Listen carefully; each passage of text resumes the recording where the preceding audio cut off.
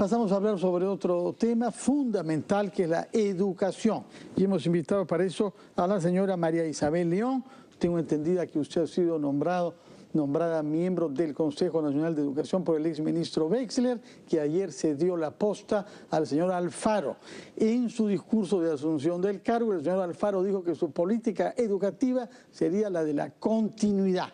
Pero tenemos ahí varios temas sobre los que queremos tener sus luces, sobre todo porque usted representa también una asociación de institutos tecnológicos superiores que ha dado lugar a un debate hace unos meses.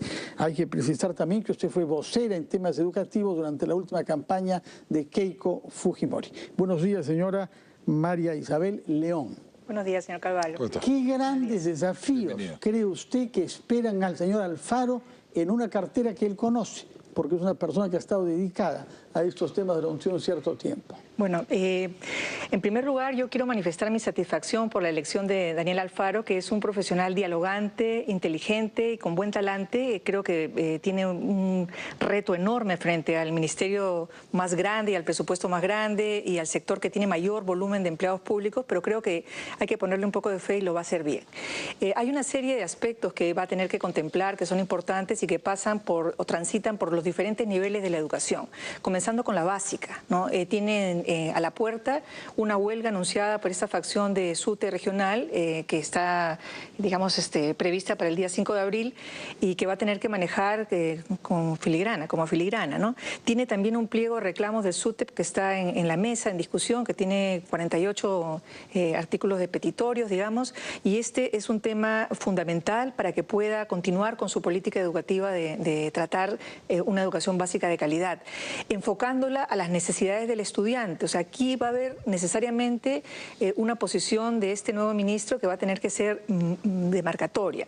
Lo importante va a ser atender las necesidades de la educación pública básica y del derecho fundamental de los niños a una educación de calidad, o va a ser atender las demandas de un enorme sindicato de empleados públicos que de alguna manera frenan este avance y este derecho de los niños a la educación, ¿no? Lo hemos visto el año pasado con esta extendida huelga que ha sido muy lamentable y que ha perjudicado el derecho a educación de los niños. La cantidad de meses que duró la huelga da cuenta de que tampoco se puede prescindir de ellos porque finalmente es lo que hay.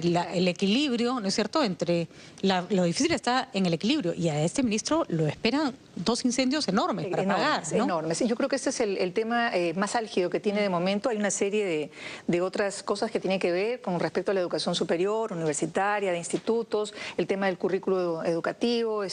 Hay una serie de aspectos, pero creo que el fundamental, el que va a marcar su gestión, digamos, va a ser la forma como enfrente y como solucione este tema de la huelga magisterial que está a puertas. Ahora, ¿se vuelve otra vez a la reforma de Saavedra con el nombramiento de una persona que fue muy cercana a Saavedra como es el ministro actual?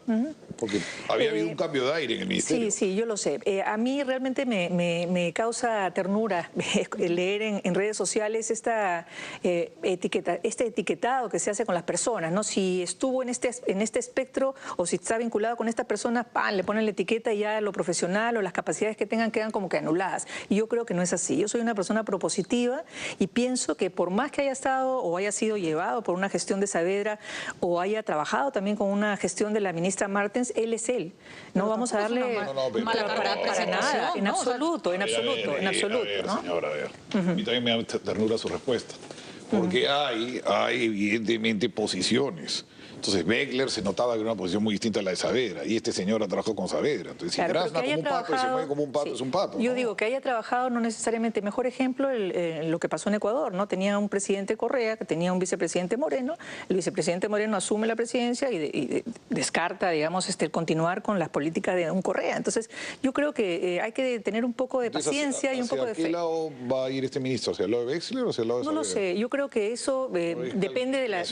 Depende de las acciones que él tome de inmediato. Para comenzar, hay que ver qué equipo es el que lo va a rodear, ¿no? No sabemos todavía si va a conservar a los viceministros, si va a hacer algún cambio, si va a cambiar directores. La posición que hay ahí que ha generado un montón de problemas es esto de la ideología de género, ya ni sé cómo lo llaman.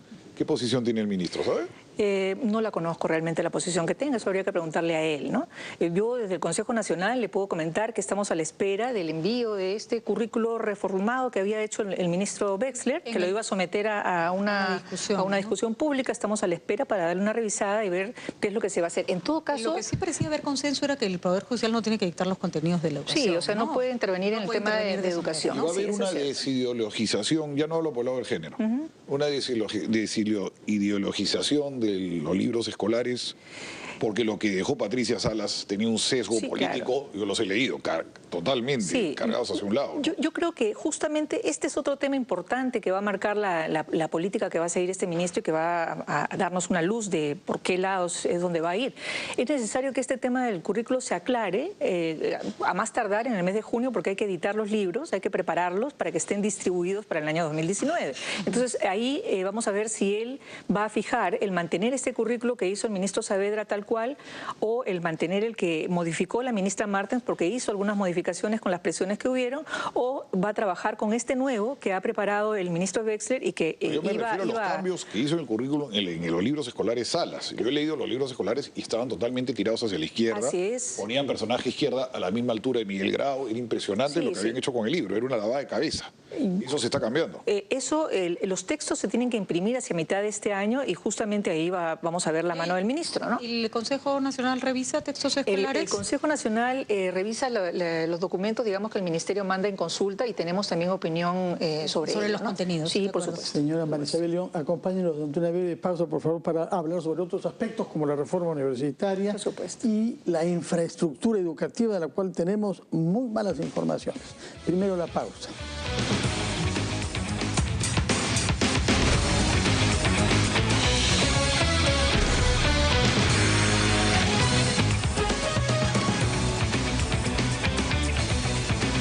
Son las 8:49, estamos conversando con un especialista en temas educativos, mientras que el ministro de Educación estaba tomando parte en el primer Consejo de Ministros que ha iniciado esta mañana a las 7 de la mañana. Hemos hablado sobre algunos temas, pero quedan pendientes otros: universidades, institutos tecnológicos, infraestructura educativa, es decir, el mal estado de las instalaciones educativas del servicio público. Desafíos los tres para el nuevo ministro Alfaro. Enorme desafío. Hay una brecha de más de 100.000 millones en temas de infraestructura, y no solamente en el interior del país, en zonas rurales, que son normalmente las más sensibles, sino también en zonas urbanas. No, aquí nomás, cerca de Lima, en San Juan del Lurigancho, hay colegios que no tienen agua y que tienen silos para los niños, ¿no? Entonces hay un enorme hueco, y yo pienso que es una oportunidad también para hacer una alianza con el sector privado a través de asociaciones público-privadas que sean más eficientes, que tengan menos candados de repente de los que existen hoy, para que se puedan invertir capitales privados en apuntalar justamente este tema de infraestructura educativa pública que está en tan mal pie. No es una oportunidad también nuevamente que se abre para poder revisar este tema. El Estado no tiene dinero en este momento como para afrontar toda esta brecha de infraestructura, no hay cómo.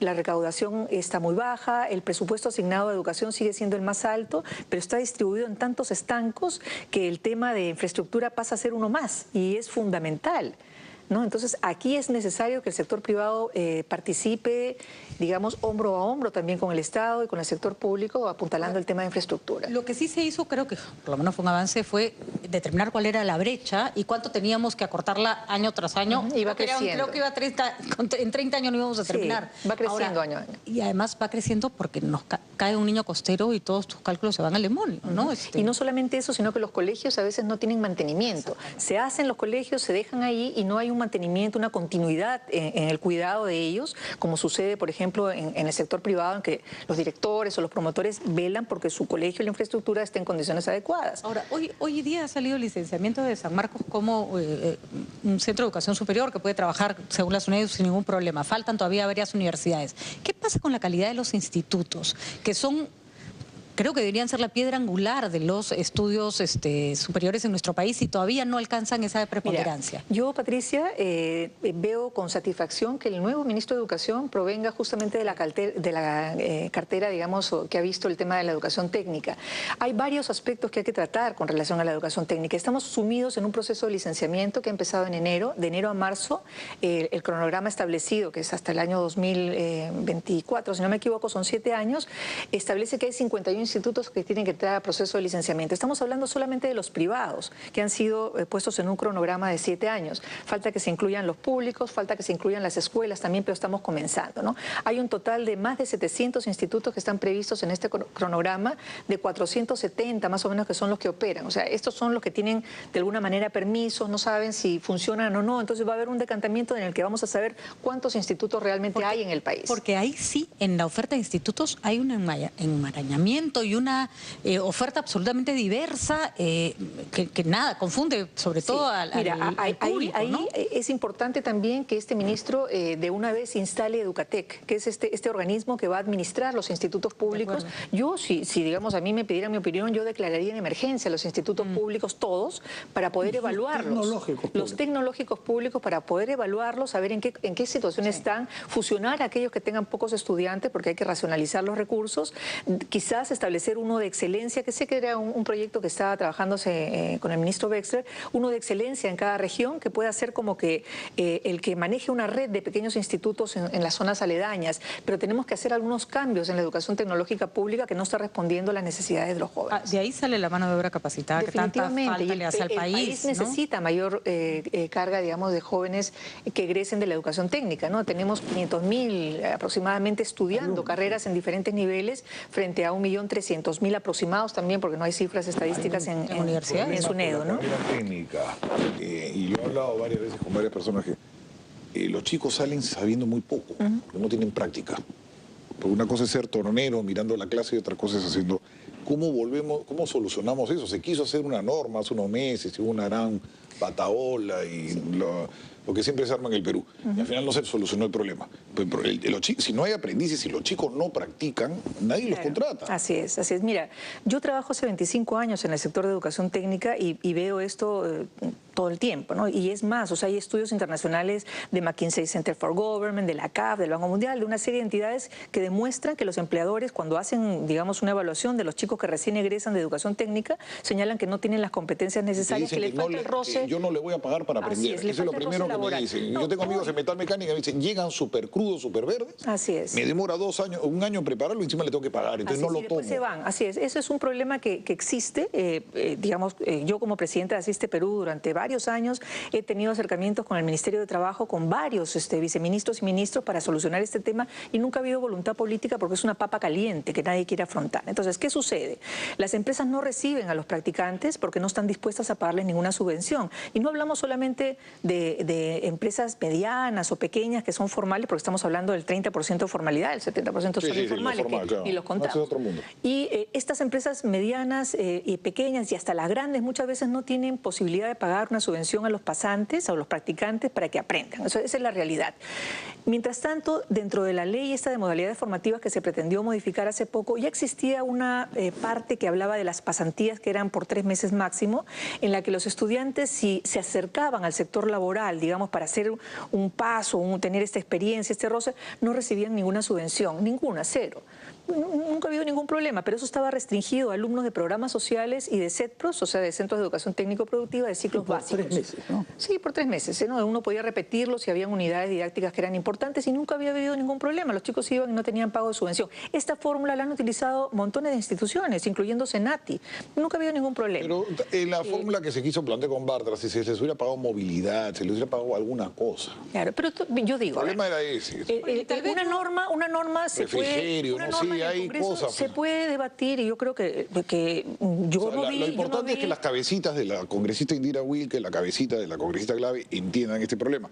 Pero yo lo que sí estoy de acuerdo es que debió haber refrigerio o movilidad, alguna prestación para que tampoco el trabajo sea gratis. Pero en ese caso, digo, yo como presidenta de Asiste salí a saludar esta norma porque es lo que los chicos necesitaban y además se trataba de un mandato de la ley de institutos que se aprobó a finales del año 2016. O sea, estas experiencias formativas estaban contenidas en la ley de de institutos. Y son en pequeñas dosis, o sea, no es que 3 años, medio tiempo, no, eso era una patraña, una mentira, un titular que incendió la No, eso fue la República, sí, eso fue la Momi también con sus cosas. Eso fue Momi. Pero yo digo, eso fue un proyecto como este, que pretende dar una solución y se evalúa, se mira, se discute en una comisión especializada como la educación, yo digo, ¿por qué se aprobó por unanimidad? ¿Dónde estuvo la izquierda, la señora Glave, la señora Wilca o los representantes de la izquierda? Momi, que fue el que armó todo eso, claro. Que no discutieron o advirtieron esto en su debida oportunidad? Porque se podría haber discutido ahí, sacar, perfeccionar ese proyecto. Yo no digo que ninguna ley sea escrita en piedra, se ha podido perfeccionar y ojalá nos hubieran podido aportar algo para que los chicos de institutos puedan tener un beneficio. Ahora volvimos a foja cero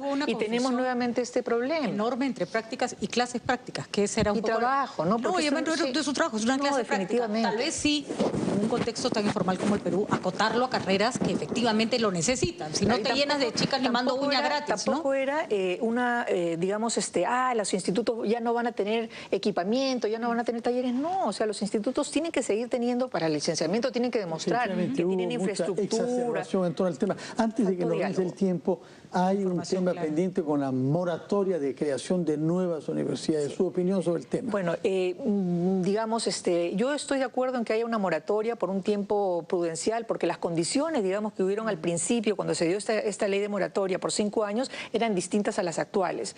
En el momento en que se dio la ley de moratoria, todavía la SUNEDU estaba en ciernes, estaba organizándose, no había universidades licenciadas, en fin, digamos que podía ser prudente el tema. Pero ya en este escenario nuevo tenemos una SUNEDU que ya ha licenciado a son 34 universidades con la San Marcos, es decir, ya tiene una experiencia. No veo cuál sería el problema en realidad en que entraran a proceso de licenciamiento de universidades nuevas. Si no tienen las condiciones se les deniega y se acabó. Y las públicas, sobre todo las públicas, deberían tener obligatoriamente, antes de hacer comisiones, digamos, de organización que demandan fondos públicos, la aprobación del Ministerio de Educación y el MEF para que puedan, digamos, presentarse. Pero, digamos, una moratoria por un par de años que excluya la posibilidad de que las universidades que ya están licenciadas puedan hacer filiales al interior del país y puedan seguir creando carreras nuevas, podría ser, no estoy 100% de acuerdo, pero, digamos, si es algo que consideran que es vital y necesario, pues se podría. Muchísimas gracias, señora María Isabel León. Recuerdo que usted es especialista en temas educativos y a este título miembro del Consejo Nacional de Educación. Muy buenos días, gracias por su presencia y sus explicaciones. 8:59, pausa, titulares de la hora y regresamos a ampliación de noticias.